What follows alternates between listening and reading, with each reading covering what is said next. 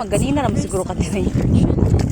Another mini vlog sa Honasan. Tara, ubani ko ninyo kay manguha na putag dapaw-dapaw for today's video. Let's go! Hello! It's me again mga yot. So karon padulong mi dito sa Honasan and diri mi nangagi sa sementeryo kay mao ni siya dalan padulong dito and hapit lang pud mi sa among lolo.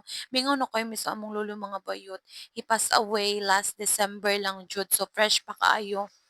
Maunang laban-laban na siya tading dapita day. So well nga gabaktas mi sa among padulong mga bayot, nagtima-tima lamang po ko diha gamay no kay syempre kutas na kaadyo and mga yod mangub ko patay nag-abot dito maunang kailangan magtigob jud tag Power Ranger kay para dali ra ba paspas na makakubkob dito dali ra ta makatigom og atong sudanon kay gutom na pod. So mao na ni nakaabot na mi diri sa Hunasan and pag-ari na mo mga bayot is hangin-hangin siya and padulong na pod ni Hunas man ang okay ra sad. So dili ra pud ay kaadyo laay kay na po may mga kauban nga taga-amo ra po na sila nangubko po na sila dagdapaw-dapaw kay lami lagi na kaadyo ng dapaw-dapaw man ang mangubko po ninyo diha ba.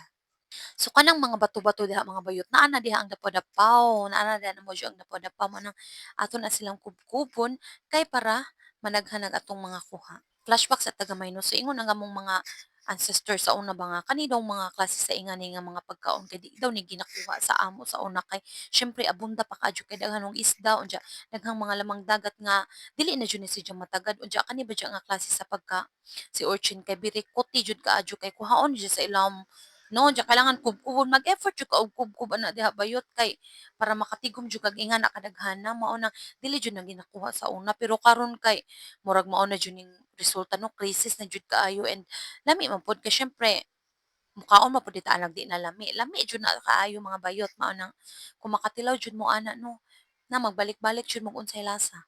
Sa mga wala pa katilaw, sa una ra jud nang maingon mo og way lami kay syempre dili mo anad sa lasa pero once nga anad na jud mo sa lasa and pangitaon na jud na ninyo sama ra gud anang tudyum na uban mga tawo jud nga dili mo kaon og tudyum kay langsahan sila kay wala gyud sila naanad kay basin og di pa na ginakaon sa ila ba. So sa amo diri ginakaon jud ng mga ingan nga klase sa mga lamang dagat mao nang kung gutom day way sudan sa injong bay adto ra jud ta sunasan magbawon ta og bahaw mga bayot labi nang naay saging.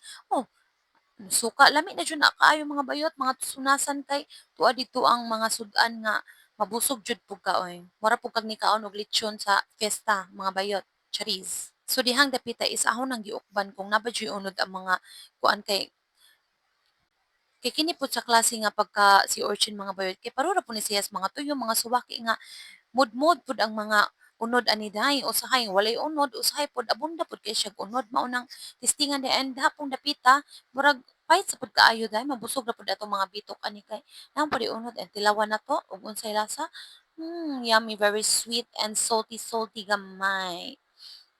So that's it for my mini vlog. Thank you for watching. Bye.